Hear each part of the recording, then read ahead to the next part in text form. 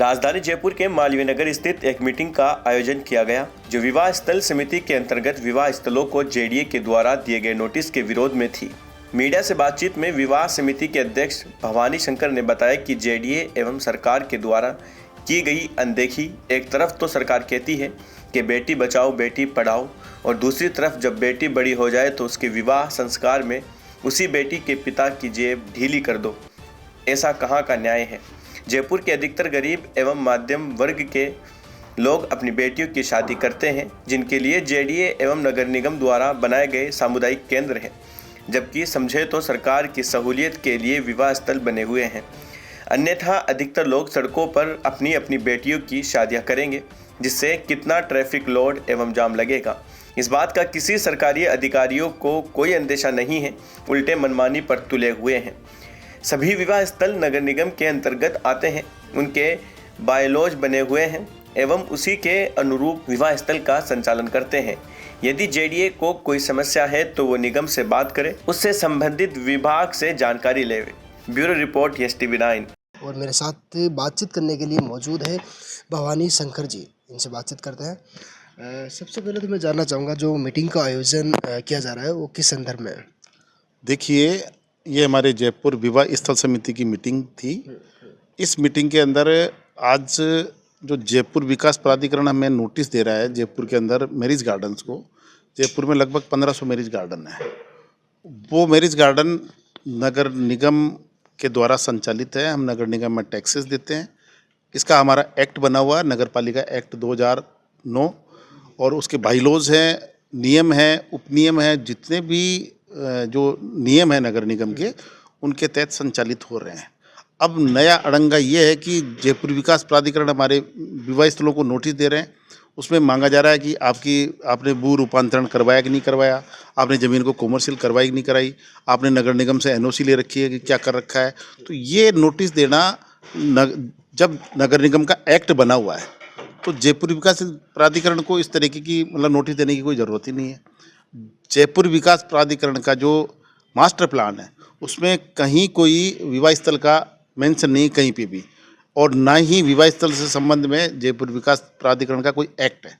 ये UDH department में, दोनों UDH में आते हैं। जब UDH का डिपार्टमेंट का नगर पालिका एक्ट बना हुआ है तो नगर निगम चला रहा है, उसको नगर निगम देख रहा है, तो जयपुर विकास प्राधिकरण को इस तरीके का नोटिस नहीं देना चाहिए।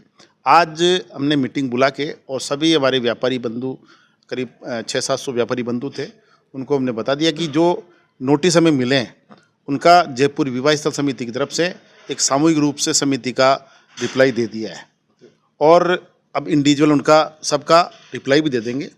जेडीए से आग्रह किया है कि ये नोटिस जो दिया है आप इसको बंद करें, क्योंकि ये आपका क्षेत्र नहीं है, नगर निगम का अधिकार क्षेत्र है। फिर भी जयपुर विकास प्राधिकरण नहीं मानता है, दोबारा से मैं नोटिस देता है, तो हमें निश्चित तौर पे कोई कदम उठाना पड़ेगा, आंदोलन की राह अपनानी पड़ेगी। इसको लेकर हम यहाँ की जो जनप्रतिनिधि हैं हमारे जयपुर के, चाहे यहाँ की दिया कुमारी जी उप मुख्यमंत्री हो, या राज्यवर्धन जी मंत्री जी हो, या अन्य कोई विधायक हो, हम सबसे मिलेंगे, उनको भी अवगत कराएंगे, क्योंकि ये जन से जुड़ा हुआ मामला है, पब्लिक का मामला है। मैं आपसे जानना चाहूँगा, विवाह स्थल की शुरुआत जो हुई थी वो कब से हुई थी? विवाह स्थल लगभग 95-2000 से मैरिज गार्डन संचालित हैं। लगभग 90-95 के आसपास गार्डन चले थे।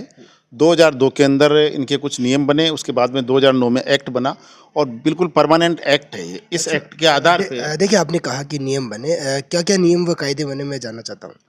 इस पे नियम कायदे, पूरा बाईलॉज है, ये अधिसूचना है, इसके अंदर सब कुछ है। इस बाईलॉज में कि विवाह स्थल के मापदंड क्या होने चाहिए, 25% पार्किंग छोड़नी चाहिए, उसके लिए एक आकस्मिक गेट होना चाहिए, अगर कोई ऐसी कोई कैजुअलिटी हो जाए तो पानी का भंडार होना चाहिए, फायर NOC, तो तमाम जितनी भी फॉर्मेलिटीज़ नगर निगम की है वो हम पूरी कर रहे हैं। जो इसके अंदर मेंशन है वो सब पूरी कर रहे हैं। अगर नगर निगम इसके ऊपर कार्रवाई करे कि हम पार्किंग नहीं कर रहे, या एनी अदर जो लाइसेंस उपविधियाँ जो है उसके तहत नहीं चल रहे, तो नगर निगम कार्रवाई करे, नगर निगम नोटिस दे। ये जेडीए नोटिस दे रहा है, ये समझ से परे की बात है। अच्छा, विवाह स्थल शहर का किस प्रकार सहयोग कर पा रहा है? विवाह स्थल तो आप देख रहे हैं कि आज destination wedding in India, Jaipur अपनी पहचान रखता है और उसमें मैं कहूँ तो सरकार का कोई रोल नहीं है, उसमें हम सब व्यापारियों को रोल है।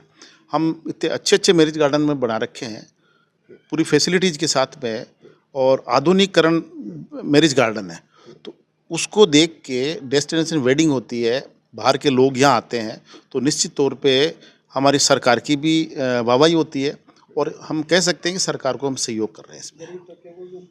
अगर हम बात करते हैं जयपुर जिले की, जयपुर जिले में अभी तक कितने विवाह स्थल है?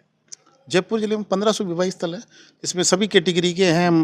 हमारा मैरिज गार्डन स्टार्ट होता है लगभग 30-40 हज़ार रुपये से मैरिज गार्डन स्टार्ट होता है और जैसे जैसे फैसिलिटीज है, बड़े गार्डन हैं तो समाज में सभी तबके के लोग हैं, उन सब के लिए सब तरीके की फैसिलिटी उपलब्ध करवा। एक बच्चा सरकारी स्कूल नहीं जाकर प्राइवेट स्कूल चुनता है और ऐसे ही एक सामुदायिक भवन न चुनकर और प्राइवेट विवाह स्थल चुनते हैं, इसकी क्या वजह मानते हैं आप?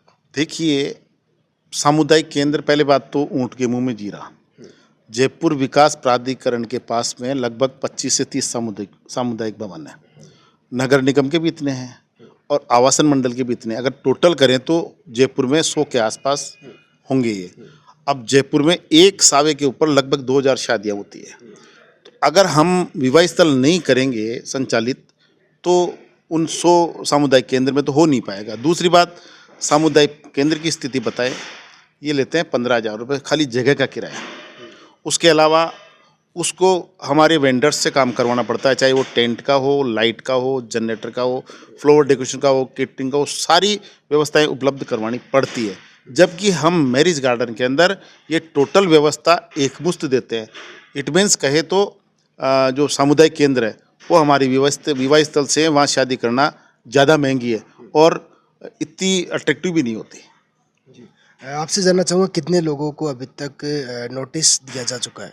मैंने बताया 200 के लगभग नोटिस दिए जा चुके हैं और रोजाना जयपुर विकास प्राधिकरण की जो गाड़ियां हैं, टीमें जा रही हैं जोन में और वहाँ पे ढूंढ रही है कि मैरिज गार्डन कहाँ कहाँ है।